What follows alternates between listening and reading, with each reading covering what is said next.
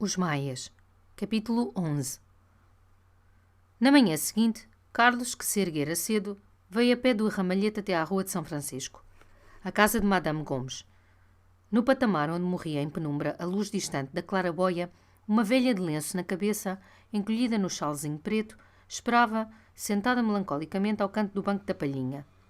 A porta aberta mostrava uma parede feia de corredor forrada de papel amarelo. Dentro, um relógio romanceiro estava batendo 10 horas. A senhora já tocou? Perguntou Carlos, erguendo o chapéu. A velha murmurou, de entre a sombra do lenço que lhe caía para os olhos, num tom cansado e doente. Já, sim, meu senhor. Já fizeram o favor de me falar. O criado, o senhor Domingos, não tarda. Carlos esperou, passeando lentamente no patamar.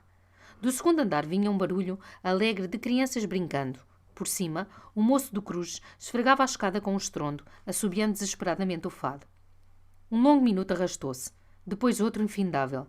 A velha, de entre a negrura do lenço, deu um suspirozinho abatido. Lá no fundo um canário rompera a cantar, e então Carlos, impaciente, puxou o cordão da campainha. Um criado de suíças ruivas, corretamente abotoado num jaquetão de flanela, apareceu correndo com uma travessa na mão, abafada num guardanapo. E ao ver Carlos ficou tão atarantado, bamboleando à porta, que um pouco de molho assado escorregou, caiu sobre o soalho. Oh, senhor Dom Carlos Eduardo, faz favor de entrar. Ora esta, tenha bondade de esperar um instantinho que eu abro já a sala. Tome lá, senhora Augusta, tome lá. Olhe, não entorne mais. A senhora diz que lá manda logo o vinho do Porto. Desculpe, Vossa Excelência, senhor Dom Carlos. Por aqui, meu senhor. Correu um reposteiro de repes vermelho e introduziu Carlos na sala alta, espaçosa, com papel de ramagens azuis e 2 varandas para a rua de São Francisco. E, erguendo à pressa os 2 transparentes de paninho branco, perguntava a Carlos se Sua Excelência não se lembrava já do Domingos. Quando ele voltou, risonho, descendo precipitadamente os canhões das mangas, Carlos reconheceu pelas suíças ruivas. Era com efeito o Domingos, escudeiro excelente, que no começo do inverno estivera no ramalhete e se despedira por birras patrióticas, birras ciumentas, com o cozinheiro francês. Não o tinha visto bem, Domingos, disse Carlos. O patamar é um pouco escuro. Lembro-me perfeitamente. E então você agora aqui, hein? E está contente? Eu parece-me que estou muito contente, meu senhor. O senhor Cruz também mora cá em cima. Bem sei, bem sei. Tenha Vossa Excelência a paciência de esperar um instantinho, que eu vou dar parte à senhora Dona Maria Eduarda. Maria Eduarda.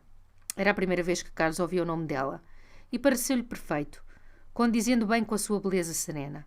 Maria Eduarda, Carlos Eduardo. Havia uma similitude nos seus nomes, mas quem sabe não se pressagiava a concordância dos seus destinos.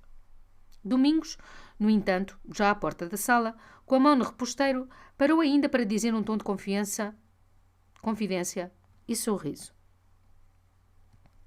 É a governanta inglesa que está doente. Ah, é a governanta? Sim, meu senhor. Tem uma febrezinha desde ontem. Peso no peito. Ah. O Domingos deu outro movimento lento ao reposteiro, sem se apressar, contemplando Carlos com admiração. E o avôzinho da Vossa Excelência passa bem? Obrigado, Domingos, passa bem. Aquilo é que é um grande senhor. Não há outra assim em Lisboa. Obrigado, Domingos, obrigado. Quando ele finalmente saiu, Carlos, tirando as luvas, deu uma volta curiosa e lenta pela sala. O soalho fora esteirado de novo. Ao pé da porta havia um piano antigo de cauda coberto com um pano alvadio. Sobre uma estante ao lado, cheia de partituras, de músicas, de jornais ilustrados, pousava um vaso do Japão onde murchavam 3 belos lírios brancos. Todas as cadeiras eram forradas de repes vermelhos, e os pés do sofá estiravam-se numa velha pele de tigre.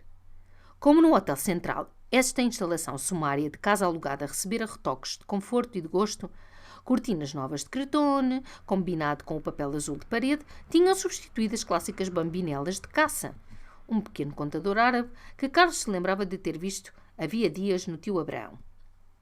Viera encher um lado mais desguarnecido da parede. O tapete da pelúcia, num mesa oval colocado ao centro, desaparecia sobre lindas encadernações de livros, álbuns, 2 taças japonesas de bronze, um cesto para flores de porcelana de Dresda, objetos de delicados de arte que não pertenciam, de certo, à Mãe Cruz. E parecia errar ali, acariciando a ordem das coisas e marcando-as com um encanto particular. aquele indefinido perfume que Carlos já sentira nos quartos do Hotel Central e em que dominava o jasmim. Mas o que atraiu Carlos foi um bonito piumo de linho cru, com ramalhetes bordados, desbordado ao pé da janela, fazendo um recanto mais resguardado e mais íntimo.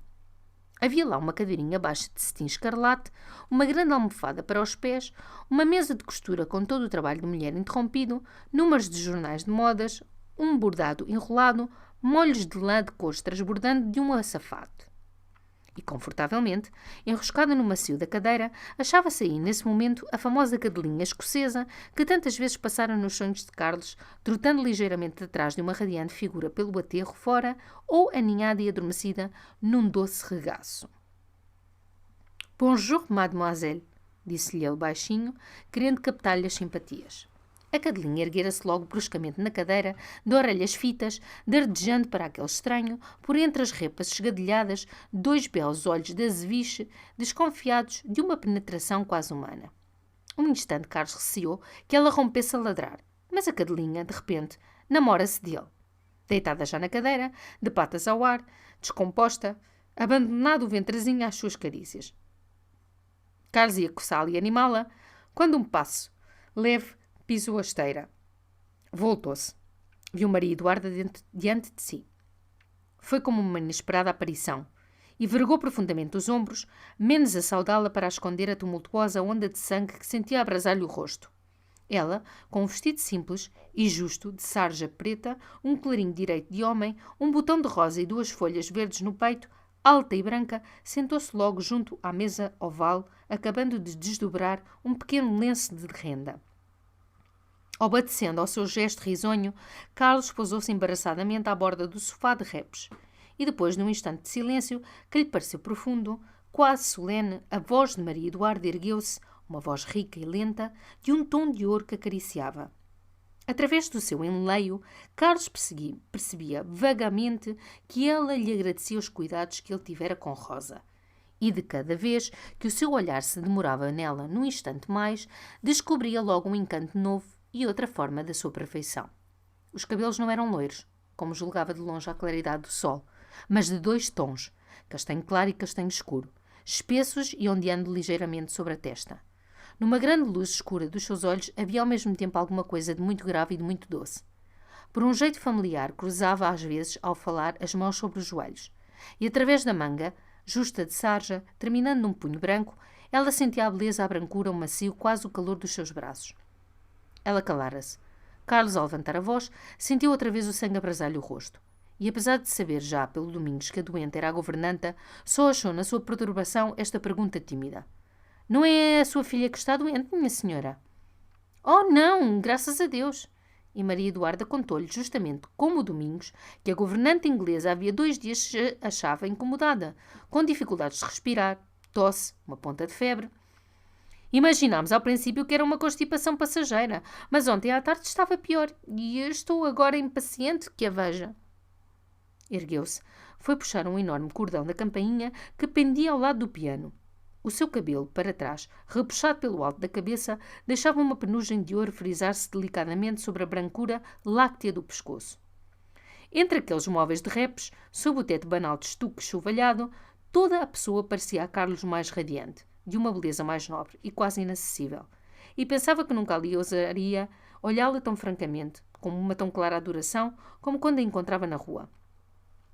«Que linda cadelinha Vossa Excelência tem, minha senhora», disse ele, quando Maria Eduarda se tornou a sentar e pondo já nestas palavras cintas e simples, ditas a sorrir, um acento de ternura. Ela sorriu também com um lindo sorriso, que lhe fazia uma covinha no queixo. Dava uma doçura mais mimosa às suas feições sérias, e alegremente, batendo as palmas, chamando pelo dentro do miolo. «Niniche, estão-te a fazer elogios, vem agradecer». Niniche apareceu a bocejar. Carlos achava lindo este nome de Niniche, e era curioso. Tinha tido também uma galguinha italiana que se não lhe chamava Niniche. Nesse instante a criada entrou, a rapariga magra e a sardenta, de olhar petulante que Carlos vira no Hotel Central. «Melanie, vai-lhe ensinar o quarto da Miss Sara», disse Maria Eduarda. «Eu não o acompanho porque ela é tão tímida. Tem tanto escrúpulo em incomodar que diante de mim é capaz de negar tudo, de dizer que não tem nada». Perfeitamente, perfeitamente», murmurava Carlos, sorrindo, num encanto profundo. então que no olhar dela alguma coisa brilhara. Fugira para ele, de mais vivo, de mais doce. Com o seu chapéu na mão, pisando familiarmente aquele corredor íntimo, surpreendendo detalhes da vida doméstica, Carlos sentia como a alegria de uma posse. Por uma porta meio aberta, pôde entrever numa banheira e ao lado despendurados grandes roupões turcos de banho. Adiante, sobre uma mesa, estavam alinhadas e como desencaixotadas recentemente garrafas de água minerais de Saint-Galmier e de Vals. Ele deduzia logo destas coisas tão simples, tão banais, evidências da vida delicada. Melanie correu no reposteiro de linho cru, fê-lo entrar num quarto claro e fresco. Aí foram encontrar a pobre Miss Sarah num leitozinho de ferro, sentada com um laço de seda ao pescoço e os bandós tão lisos, tão acamados pela escova, como se fosse sair num domingo para a capela presbiteriana. Na mesinha de cabeceira, os seus jornais ingleses estavam escrupulosamente dobrados, junto de um copo com 2 belas rosas, e tudo num quarto resplandecia de severo arranjo, desde os retratos de família real de Inglaterra, expostos sob a toalha de renda que cobria a cômoda, até às suas botinas bem engraxadas, classificadas, perfiladas, numa prateleira de pinho. Apenas Carlos se sentou. Ela, imediatamente, com 2 rosetas de vergonha na face, entre frouxos de tosse, declarou que não tinha nada. E era a senhora, tão boa, tão cautelosa, que a forçara a meter-se na cama. E para ela era um desgosto ver-se ali, ociosa, inútil, agora que a Madame estava tão só, numa casa sem jardim. Onde havia a menina de brincar? Quem havia de sair com ela? Ah, era uma prisão para Madame. Carlos consolava, tomando-lhe o pulso. Depois, quando se ergueu para a escutar, a pobre Miss cobriu-se toda de um rubor aflito, apertando-se mais a roupa contra o peito, querendo saber se era absolutamente necessário. Sim, de certo era necessário. Achou-lhe o pulmão direito um pouco tomado e, enquanto a agasalhava, fez-lhe algumas perguntas sobre a sua família. Ela contou que era de York, filha de um clergyman, e tinha 14 irmãos. Os rapazes estavam na Nova Zelândia e todos eram de uma robustez de atleta. Ela saíra a mais fraca, tanto que o pai, vendo que ela aos 17 anos pesava só 8 arrobas, ensinou-lhe logo latim, destinando-a para governanta. Em todo o caso, dizia Carlos, nunca houvera na sua família doenças de peito? Ela sorriu. Oh, nunca. A mamãe ainda vivia. O papá já é muito velho, morrera de um coice de uma égua. Carlos, no entanto, já de pé, com o chapéu na mão, continuava a observá-la refletindo. Então, de repente, sem motivo, ela enterneceu-se, os seus olhos pequeninos enovoaram-se de água. E quando ouviu que eram precisos tantos agasalhos, que teria de estar ali no quarto ainda 15 dias, perturbou-se mais. 2 lagrimazinhas tímidas quase lhe fugiram das pestanas. Carlos terminou por lhe afagar paternalmente a mão. Oh, thank you, sir, murmurou ela comovida de todo. Na sala, Carlos veio encontrar Maria Eduarda sentada junto da mesa, arranjando ramos, com uma grande cesta de flores pousada ao lado numa cadeira e o regaço cheio de cravos. Uma bela réstia de sol, estendida na esteira, vinha morrer-lhe aos pés. E Ninis, deitada ali, reluzia como se fosse feita de fios de prata. Na rua, sobre as janelas, um realejo ia tocando na alegria da linda manhã de sol. A valsa da Madame Angot. Pelo andar de cima, tinham recomeçado as correrias de criança brincando. Então, exclamou ela, voltando-se logo com um molho de cravos na mão. Carlos tranquilizou-a. A pobre Miss Sarah tinha uma bronquite ligeira, com um pouco de febre. Em todo o caso necessitava resguardo. Toda a cautela.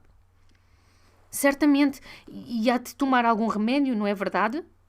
Atirou logo o resto dos cravos. Do regraço para o cesto, foi abrir uma secretáriazinha de pau preto colocada entre as janelas. Ela mesma arranjou o papel para ele receitar.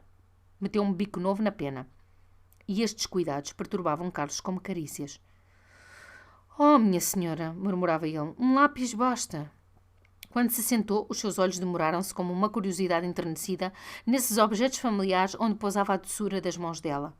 Um sinete de ágata, sob um velho livro de contas, uma faca de marfim com monograma de prata, ao lado de uma tacinha de sache cheia de empapilhas. E em tudo havia a ordem clara que tão bem condizia com o seu perfil puro. Na rua, o realejo calara-se.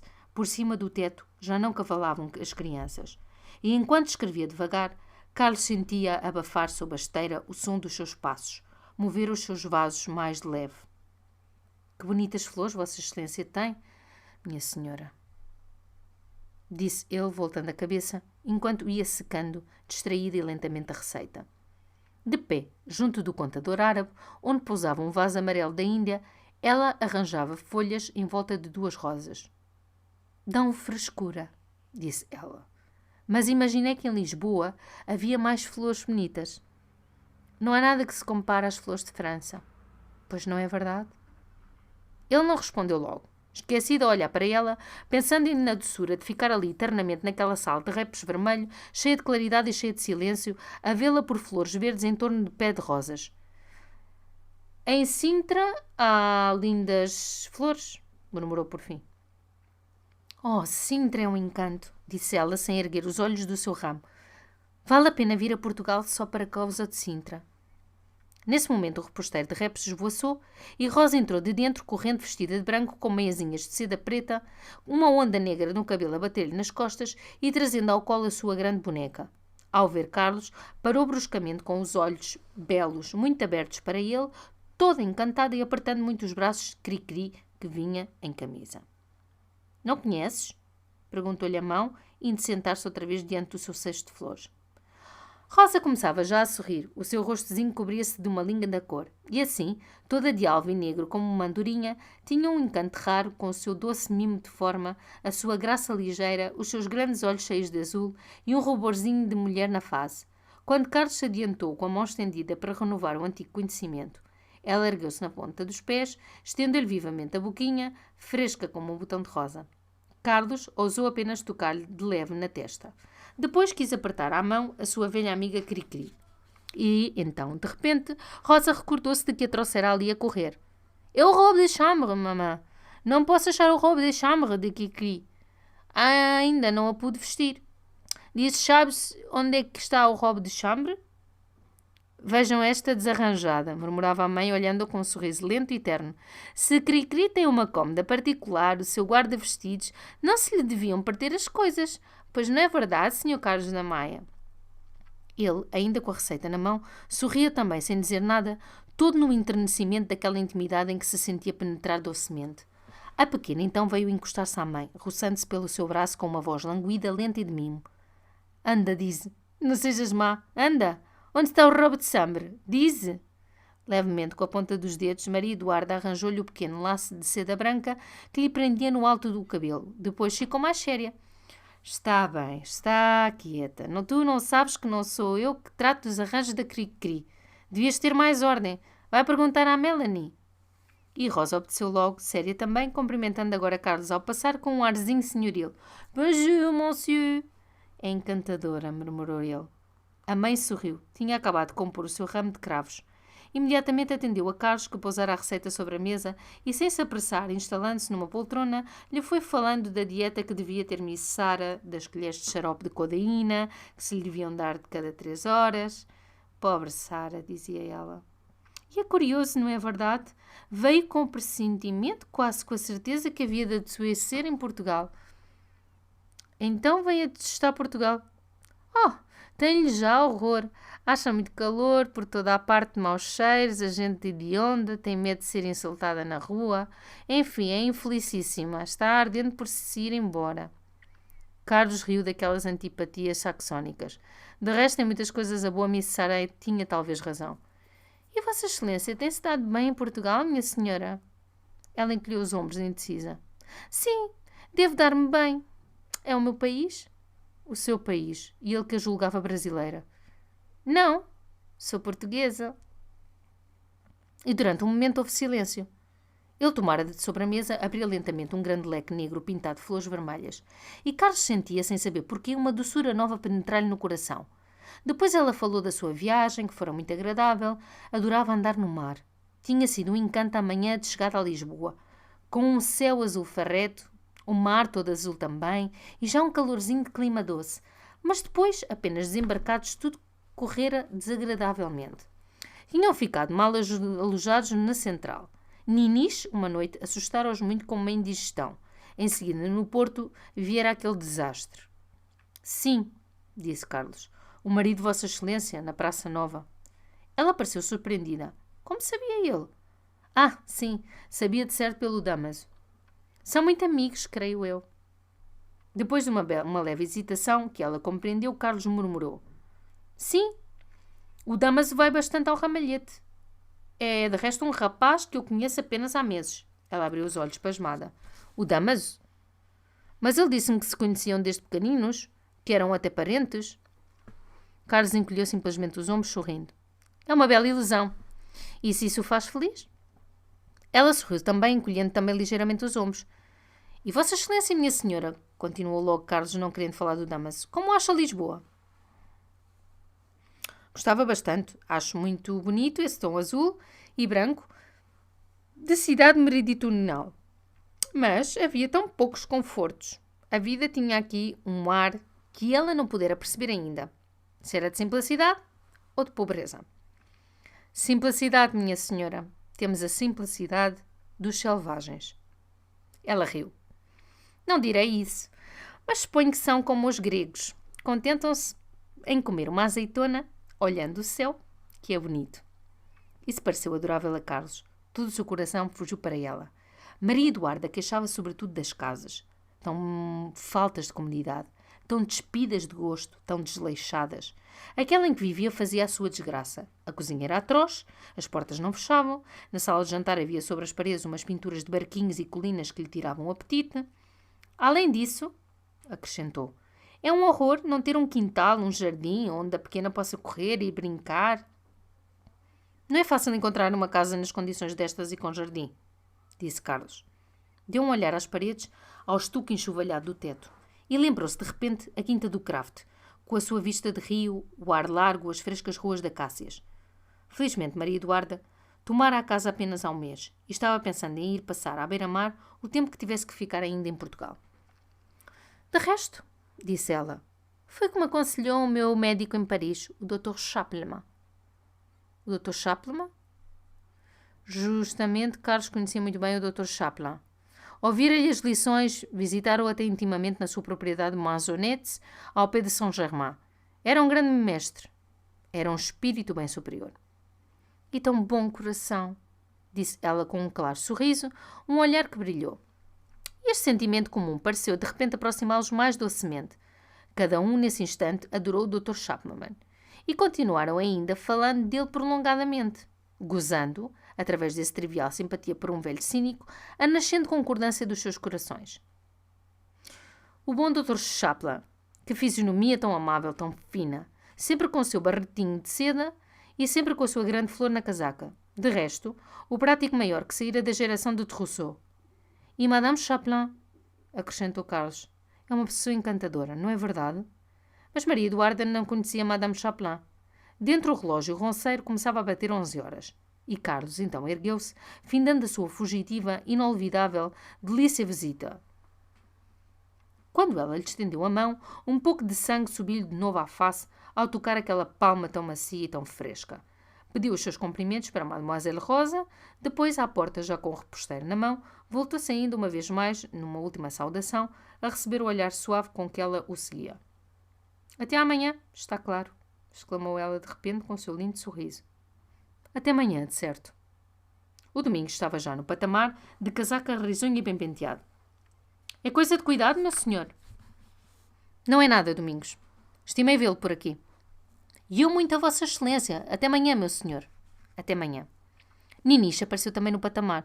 Ele abaixou-se ternamente a afagá-la. E disse-lhe também radiante. Até amanhã, Niniche.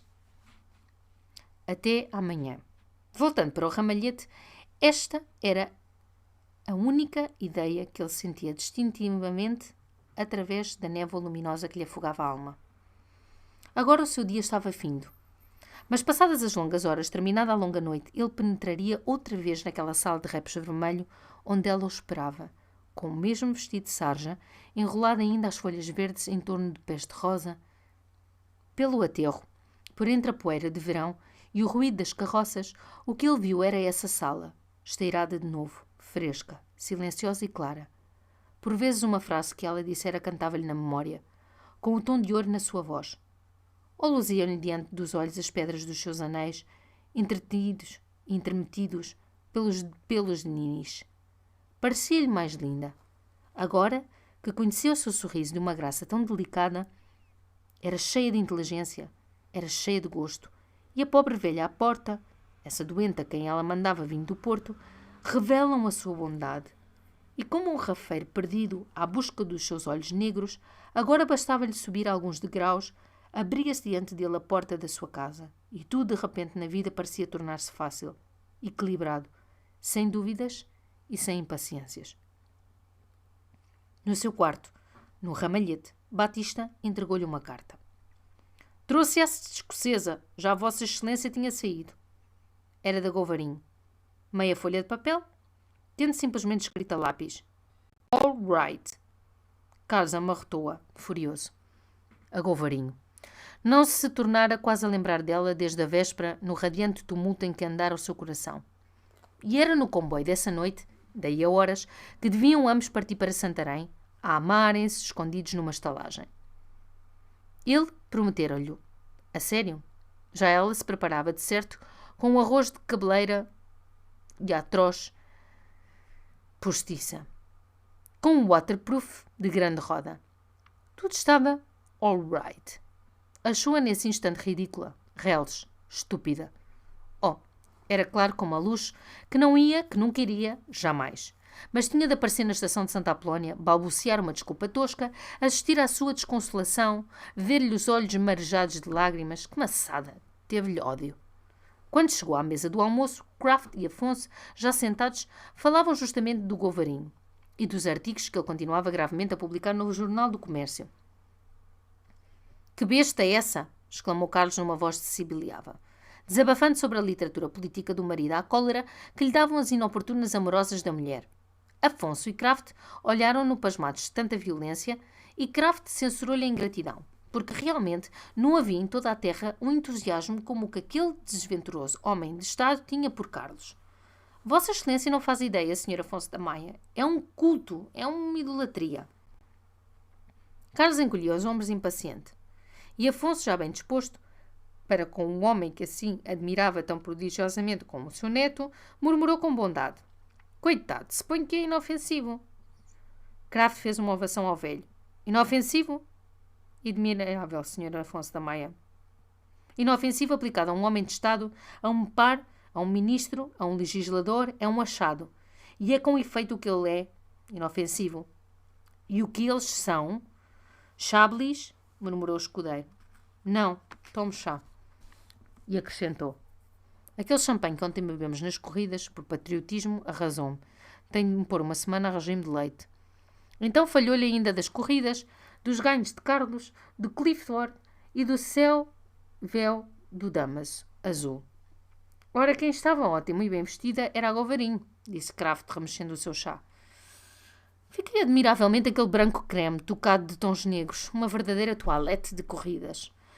C'est un lieu blanc, panaché de noir. Você não achou, Carlos? Sim, rosnou Carlos. Estava bem. Outra vez a Govarinho. Parecia-lhe agora que não haveria na sua vida conversa em que não surgisse a Govarinho. E que não haveria caminho na sua vida que não o atravancasse a Govarinho. E ali mesmo, à mesa, decidiu consigo não a tornar a ver.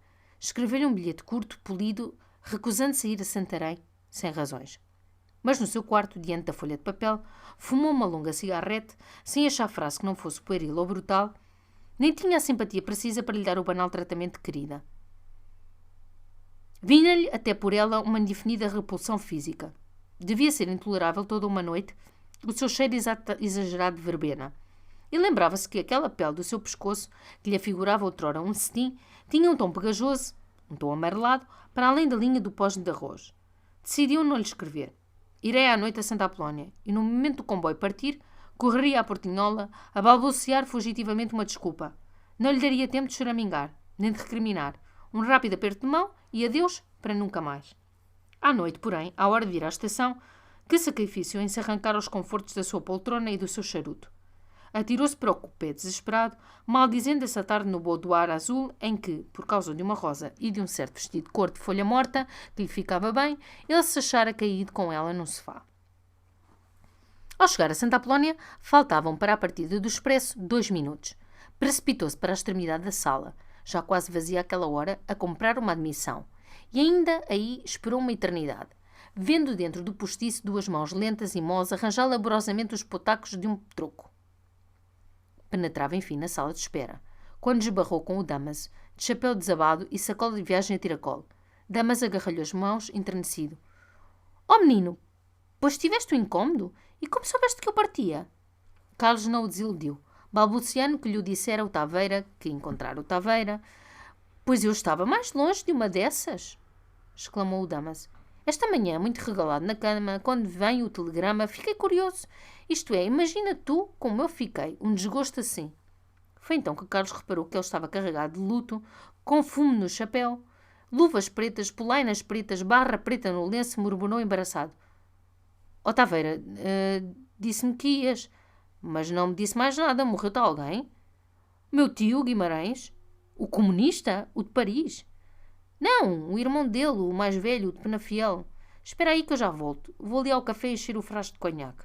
Com aflição esquecia-me o conhaque. Ainda estavam chegando passageiros, esbaforidos de guarda-pó, com chapeleiras na mão. Os guardas rolavam pastoreantemente as bagagens. De uma portinhola onde se exibia um cavalheiro barrigudo, com um boné bordado a retrós, pendia todo um cacho de amigos políticos, respeitosamente em silêncio. A um canto, uma senhora soluçava por baixo do véu. Carlos, vendo um vagão com a papeleta de reservado, imaginou lá a condessa.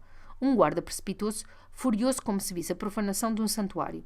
Que queria ele? Que queria ele dali? Não sabia que era o reservado do Sr. Carneiro?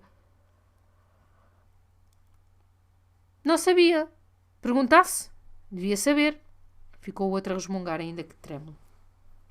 Carlos correu ainda outros vagões, onde a gente se apinhava, atabafadamente, na amontoação dos embrulhos. Dois sujeitos, a propósito de lugares, tratavam-se de malcriados. Adiante, uma criança esperneava no colo da ama, aos gritos. — Oh, menino, quem diabo andas tu a procurar? Exclamou Damas alegremente, surgindo por trás dele e passando-lhe o braço por cima da cinta. — Ninguém. Imaginei que tinha visto o Marquês. Imediatamente Damas queixou-se daquela lúgubre maçada de ter de ir a Penafiel. E então agora é que eu precisava tanto de estar em Lisboa, que tenho andado com uma sorte para mulheres, menino, uma sorte danada. Uma sineta badalou. Damas deu logo um abraço terno a Carlos, saltou para o seu vagão, enterrou na cabeça um barretinho de seda e depois, debruçado da portinhola, continuou ainda as confidências. O que mais o contrariava era deixar aquele arranjinho da Rua de São Francisco. Que ferro! Agora que aquilo ia tão bem, o gajo no Brasil e ela aí, à mão, os dois passos do Grêmio. Carlos mal o escutava, distraído, olhando o grande relógio transparente. De repente, Damaso, à portinhola, deu um salto de surpresa. — Olha, os Govarinho! Carlos deu um salto também. O conde, de coco de viagem, de paletó ao vadio sem se apressar, como compendião de diretor de companhia, vinha conversando com o empregado superior da estação, agaloado de ouro que se encarregava da chapeleira de papelão da sua excelência.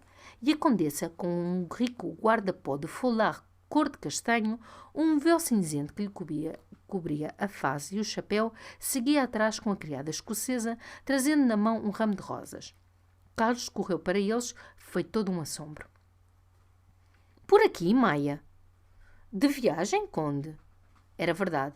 Decidira acompanhar a condessa ao Porto aos anos do papá. Resolução de última hora, quase iam perdendo o comboio. — Então, temo-lo por companheiro, Maia. Teremos esse grande prazer, Maia? Carlos contou rapidamente que viera apenas apertar a mão ao pobre Damas da jornada para Penafiel por causa da morte do tio.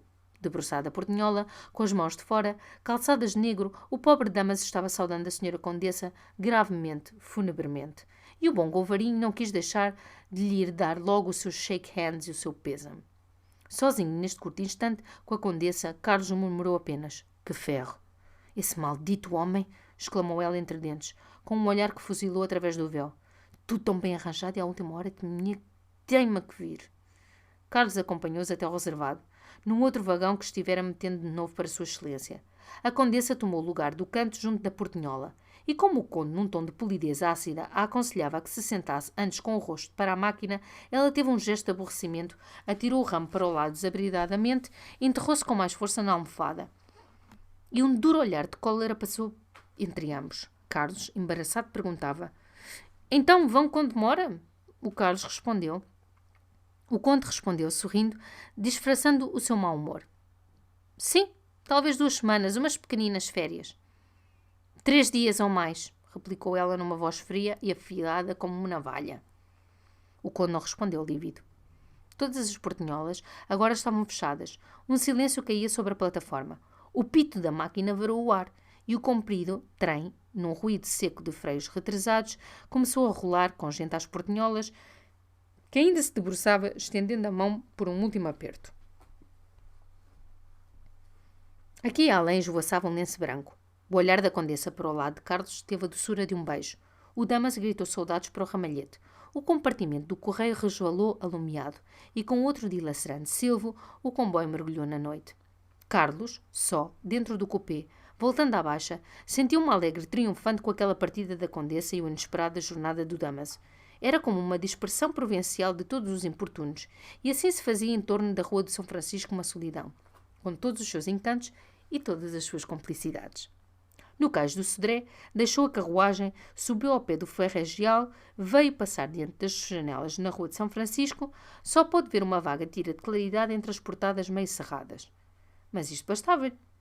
Podia agora imaginar com precisão o serão calmo que ela estava passando numa larga sala de crepes vermelho. Sabia o nome dos livros que ela lia e as partituras que tinha sobre o piano, e as flores que espalhavam ali o seu aroma vira a zê-la arranjar nessa manhã. Poria ela um instante o seu pensamento nele? De certo, a doença era em casa, forçava a lembrar as horas do remédio, as explicações que ele lhe dera e o som da sua voz.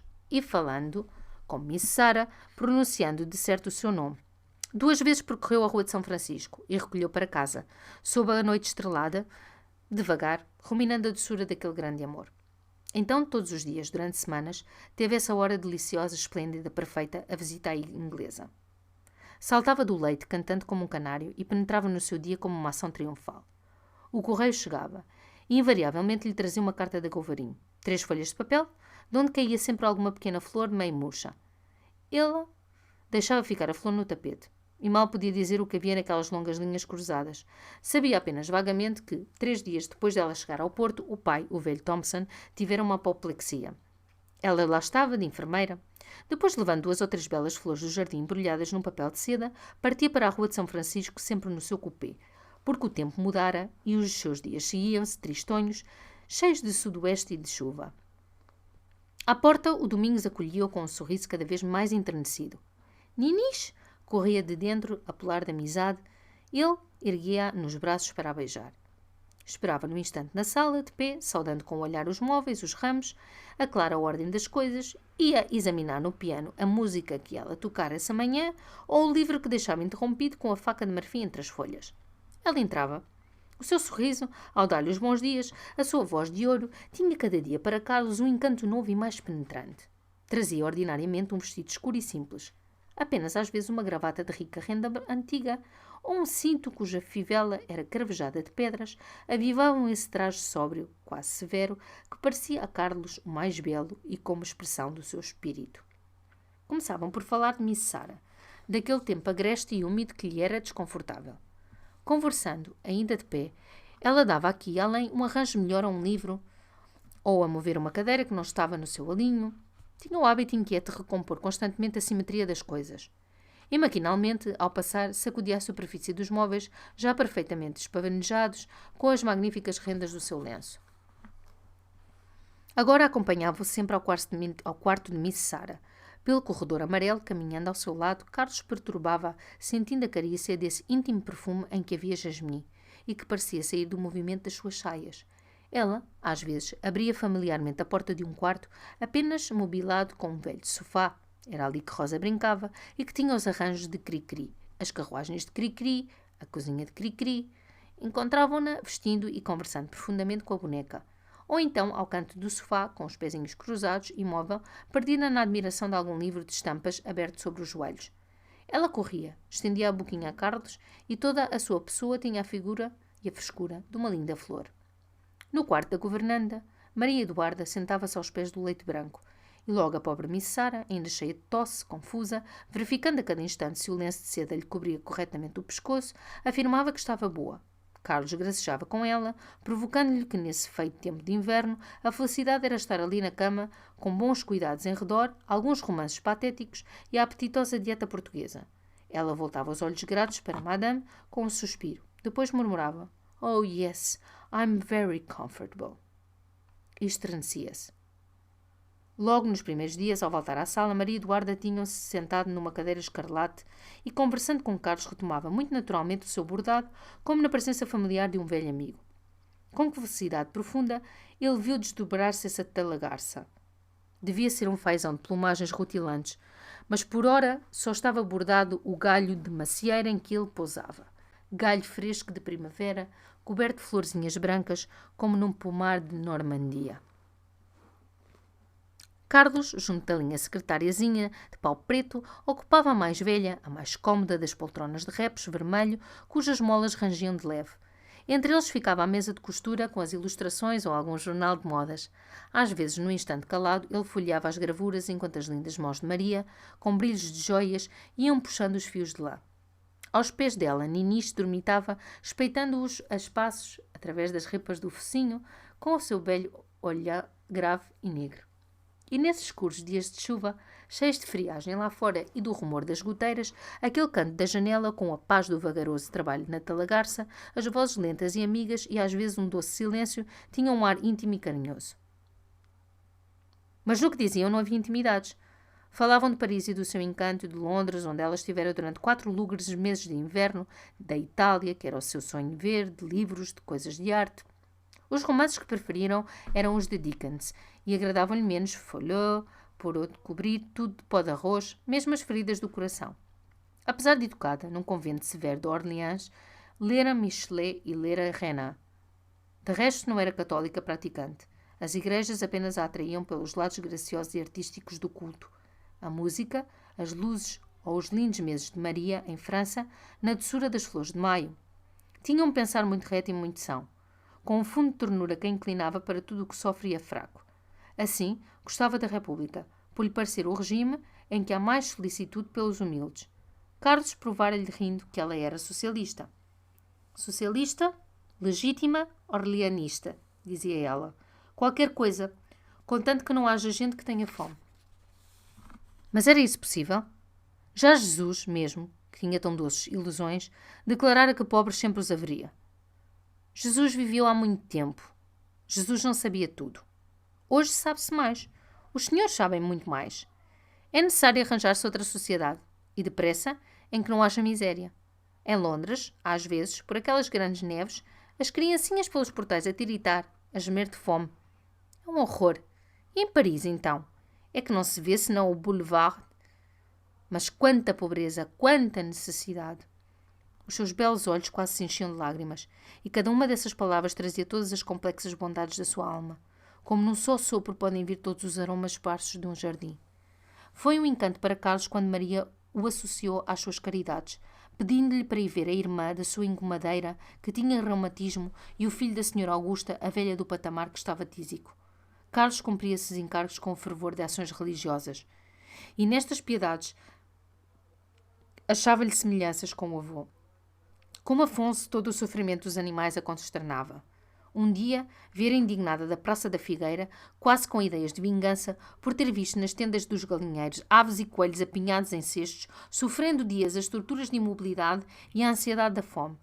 Carlos levava essas belas cóleras para o ramalhete, increpava violentamente o Marquês, que era membro da Sociedade Protetora dos Animais. O Marquês, indignado também, jurara justiça. Falava em cadeias, em Costa da África, e Carlos, comovido, ficava a pensar quão larga e distante influência pode ter, mesmo isolado de tudo, um coração que é justo. Uma tarde falaram do Damaso. Ela achava-o insuportável, mas a sua petulância, os olhos bagulhados, as perguntas nécias. Vossa Excelência acha nice elegante? Vossa Excelência prefere a Capela de São João Batista a Notre-Dame? E então a insistência de falar de pessoas que eu não conheço, a Senhora Condessa de Govarinho, e o chás Senhora Condessa de Govarinho, e a frisa da Senhora Condessa de Govarinho, e a preferência que a Senhora Condessa de Govarinho tem por ele. E isto horas, e eu às vezes tinha medo de adormecer. Carlos fez-se escarlate, porque trouxera ela, entre todos, o nome da Govarinho. Tranquilizou-se, vendo-a rir simplesmente e limpiamente. De certo não sabia quem era Agovarinho, mas para acudir logo entre eles esse nome, começou a falar de Mr. Guimarães, o famoso tio do Damas, o amigo da Gambetta, o influente da República. O Damas tem-me dito que a Vossa Excelência o conhece muito. Ela erguera os olhos como um fugitivo rubor no rosto. Mr. Guimarães, sim, conheço muito. Ultimamente víamos-nos menos, mas ele era muito amigo da mamã. E depois de um silêncio, de um curto sorriso, recomeçando a puxar ao seu longo fio de lã. Pobre Guimarães, coitado. A sua influência na República é traduzir notícias dos jornais espanhóis e italianos para o rapel. Que disse é que vive. Se é amigo do Gambetta, não sei. Gambetta tem amigos tão extraordinários, mas o Guimarães, aliás, bom homem e homem honrado, é um grotesco. Uma espécie de calino republicano. E tão pobre, coitado.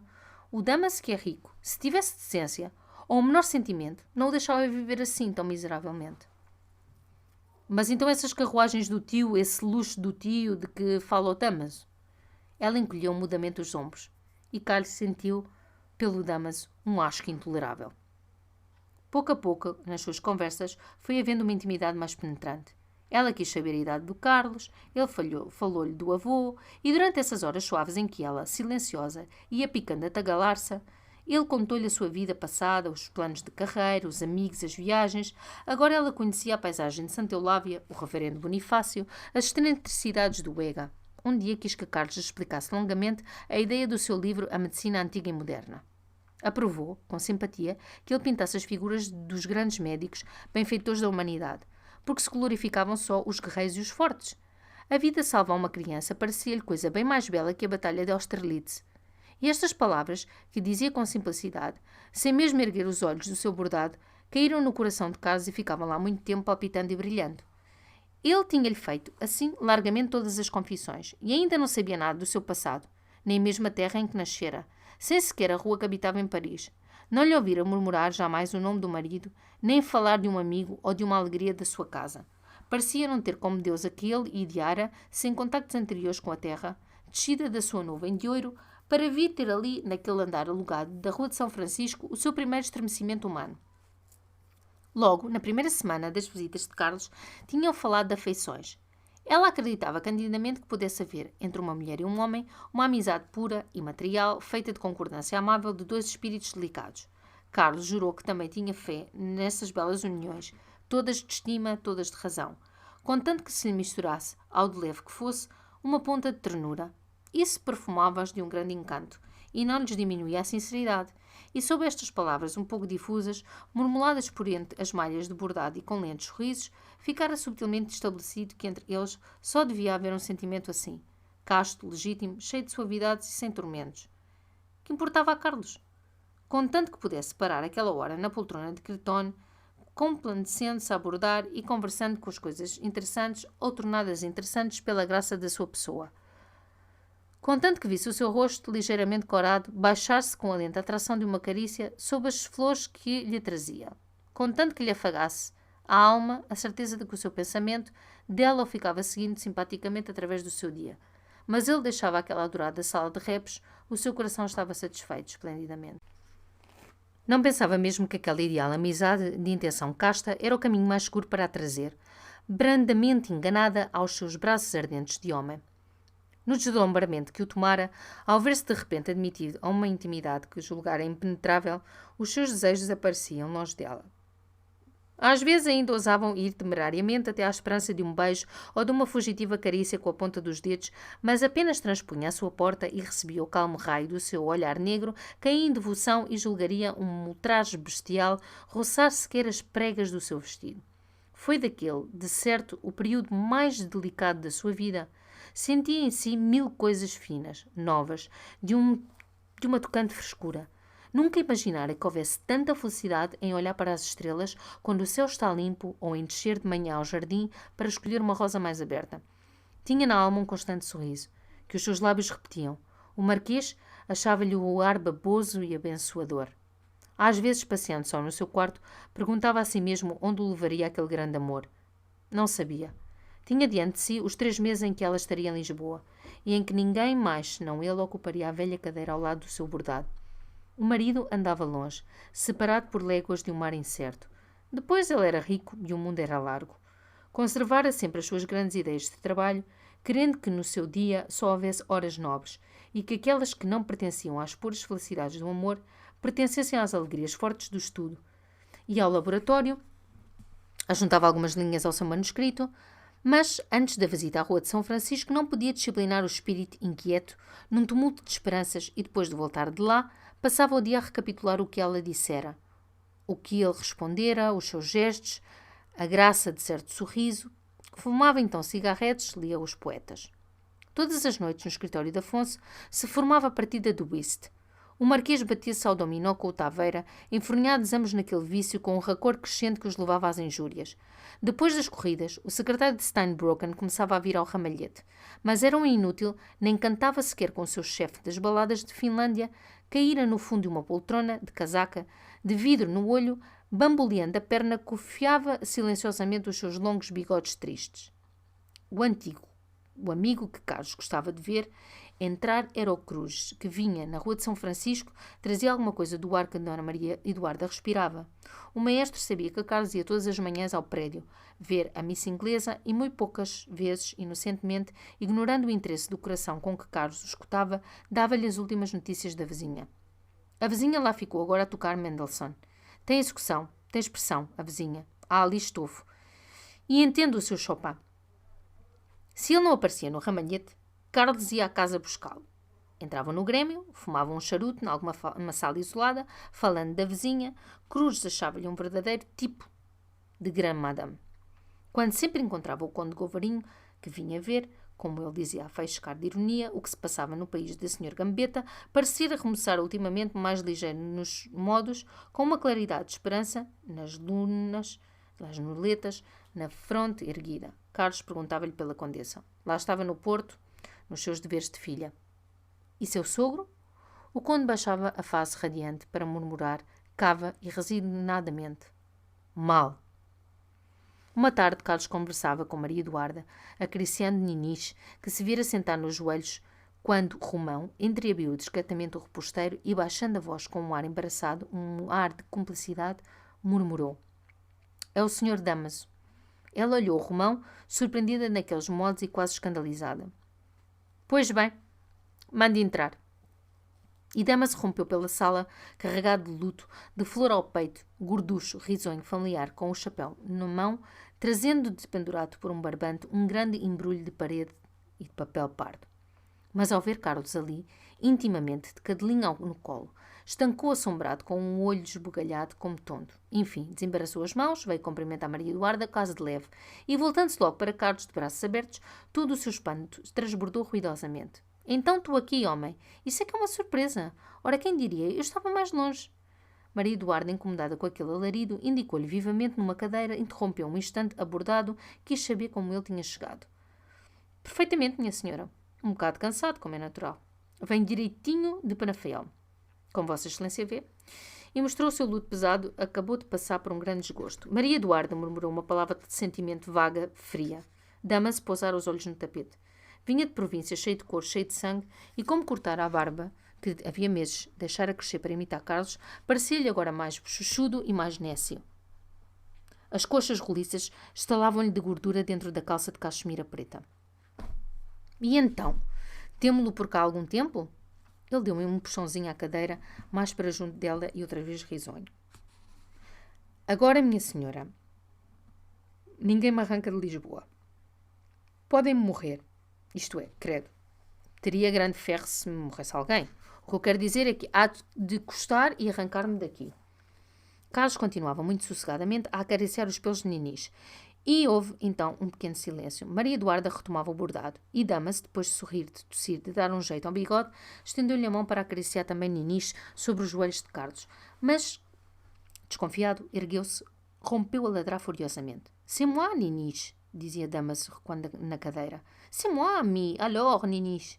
Foi necessário que Maria Eduarda repreendesse severamente Ninis, e, aninhada de novo no colo de Carlos, ela continuou a espreitar Dama-se, rosnando e com rancor. Ah, já não me conhece, dizia ele embaçado. É curioso. Conhece-o perfeitamente, acudiu Maria Eduarda muito séria. Mas não sei o que é que o Sr. Damaso lhe fez que ela tem ódio. É sempre este escândalo. Damaso balbuciava escarlate. Ora, essa minha senhora, o que eu lhe fiz? Carícias, sempre carícias. E então não se conteve, falou com ironia amargamente das amizades novas de Mademoiselle Niniche. Ali estava nos braços de outro, enquanto que ele, o velho amigo, era deitado ao canto. Carlos ria. Oh, Damaso, não há acusos de ingratidão. Pois se a senhora Dona Maria Eduarda está a dizer que ela sempre te teve ódio... Sempre, exclamou Maria. Damaso sorria também, lividamente. Depois, tirando um lenço de barra negra, limpando os beiços e mesmo o suor do pescoço, lembrou-se a Maria Eduarda que ela o tinha desapontado no dia das corridas. Ele toda a tarde à espera. Eram vésperas de partida, disse ela. Sim, bem sei. O marido de Vossa Excelência... E como vai o Sr. Castro Gomes? Vossa Excelência já recebeu notícias? Não, respondeu ela com o rosto sobre o bordado. Dama-se cumpriu ainda outros deveres. Perguntou por Mademoiselle Rosa, depois por Cricri. Era necessário não esquecer Cricri. Pois Vossa Excelência, continuou ele, cheio subitamente de loquacidade, perdeu que as corridas estiveram esplêndidas. Nós ainda não nos vimos depois das corridas, Carlos. Ah, sim, vimos-nos na estação. Pois não é verdade que estiveram muito chiques? Olhe, minha senhora, de uma coisa pode Vossa Excelência estar certa. É que o hipódromo mais bonito não há lá fora. Uma vista até à barra, que é de apetite. Até se vê entrar os navios. Pois não é assim, Carlos? Sim, disse Carlos sorrindo. Não é propriamente um campo de corridas. É verdade que não há também propriamente cavalos de corridas. Verdade seja que não há jóqueis. Ora, é verdade que não há apostas, mas é verdade também que não há público. Maria Eduarda ria alegremente. Mas então? Vêm-se entrar os navios, minha senhora. Dama-se protestava com as orelhas vermelhas. Era realmente querer dizer mal à força. Não, senhor. Não, senhor. Eram muito boas corridas. Tal qual como lá fora, as mesmas regras. Tudo. Até na pesagem, acrescentou ele muito sério, falamos sempre inglês. Repetiu ainda que as corridas eram chiques. Depois não achou mais nada. E falou de Penafiel, onde chovera sempre tanto que vira-se forçado a ficar em casa estupidamente a ler. Uma maçada. Ainda se houvesse ali umas mulheres para ir dar um bocado de cavaco, mas qual? Uns monstros. E eu, lavradeiras, raparigas de pé descalço, não tolero. Há gente que gosta, mas eu, acredito Vossa Excelência, não tolero. Carlos corara, mas Maria Eduarda parecia não ter ouvido, ocupada a contar atentamente as malhas do seu bordado. De repente, Dama-se recordou-se que tinha ali um presentinho para a senhora Dona Maria Eduarda. Mas não imaginasse que era alguma preciosidade. Verdadeiramente até o presente era para Mademoiselle Rosa. Olhe, para não estar com mistério, sabe o que é? Tenho ali no embrulhozinho de papel pardo. São 6 barrilinhos de ovos moles de Aveiro. É um doce muito célebre, mesmo lá fora. Só o de Aveiro é que tem chique. Pergunto Vossa Excelência ao Carlos. Pois não é verdade, Carlos, que é uma delícia até conhecido lá fora? Ah, certamente. Certamente. Pousara Ninis no chão, erguera-se, fora buscar o seu chapéu. Já? Perguntou-lhe Maria Eduarda com um sorriso que era só para ele. Até amanhã, então. E voltou-se logo para o Dama-se, enquanto viu-lo erguer-se também. Ele conservou-se instalado com um ar de demora familiar e bamboleando a perna. Carlos estendeu-lhe 2 dedos.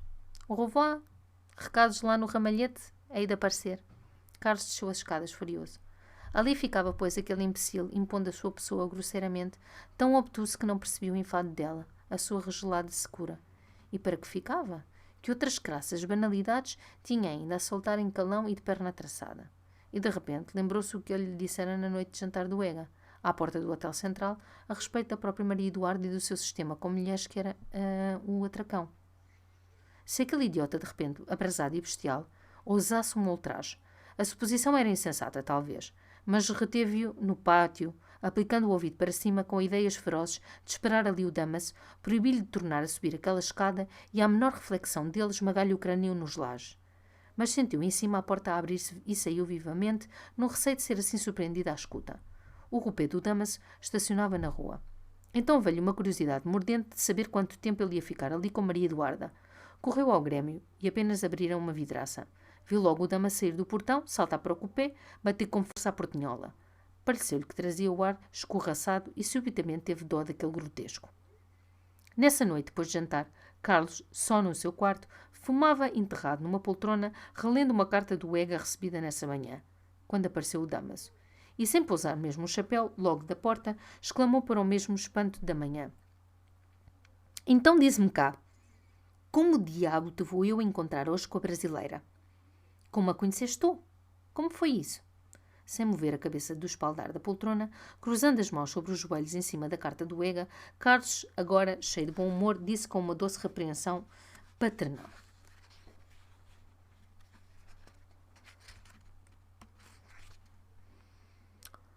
Pois então tu vais expor a uma senhora as tuas opiniões lúbricas sobre as lavradeiras de Penafiel. Não se trata disso. Sei muito bem o que é de expor, exclamou o outro vermelho. Conta lá, anda, que diabo, parece-me que tenho o direito a saber, como a conheceste tu. Carlos, imperturbável, cerrando os olhos como para recordar-se, começou num tom lento e solene de recitativo. Por uma tépida tarde de primavera, quando o sol se afundava em noites de ouro e nuvens de oiro, um mensageiro esfalfado pendura-se da campainha do ramalhete. Via-se-lhe na mão uma carta, lacrada, com selo heráldico, e a expressão do seu semblante, Damaso, já zangado, atirou com o chapéu para cima da mesa. Parece-me que era mais decente deixar-te destes mistérios. Mistérios? Tu vens obtuso, Damaso, pois tu entras numa casa onde existe há quase um mês uma pessoa gravemente doente e ficas assombrado, petrificado, ao encontrar lá um médico, que esperavas tu ver lá, um fotógrafo. Então quem está doente? Carlos, em poucas palavras, disse-lhe a bronquite da inglesa, enquanto Damaso, sentada à beira do sofá, mordendo um charuto sem lume, olhava para ele desconfiado. E como soube ela onde tu moravas? Como se sabe onde mora o rei? Onde é a alfândega de que ao lado luz a estrela da tarde? Os campos onde foi Troia? Estas coisas que se aprendem nas aulas de instrução primária. O pobre Damaso deu alguns passos pela sala, embezerrado, com as mãos nos bolsos. Ela tem agora lá o Romão. O que foi meu criado, murmurou depois de um silêncio. Eu tinha-lhe-o recomendado. Ela leva-se muito pelo que eu lhe digo. Sim. Tem por uns dias, enquanto o Domingos foi à terra. Vai mandá-lo embora. É um imbecil. E tu tinhas-lhe ensinado muitas más maneiras. Então Damaso atirou-se para o canto do sofá e confessou que ao entrar na sala, quando dera com os olhos em Carlos, de cadelinha no colo, ficara furioso. Enfim, agora sabia que era por doença. Bem, tudo se explicava. Mas primeiro parecera-lhe que andava ali tramóia. Só, com ela, ainda pensou em lhe perguntar. Depois receou que não fosse delicado e, além disso, estava de mau humor. E acrescentou logo, acendendo o charuto.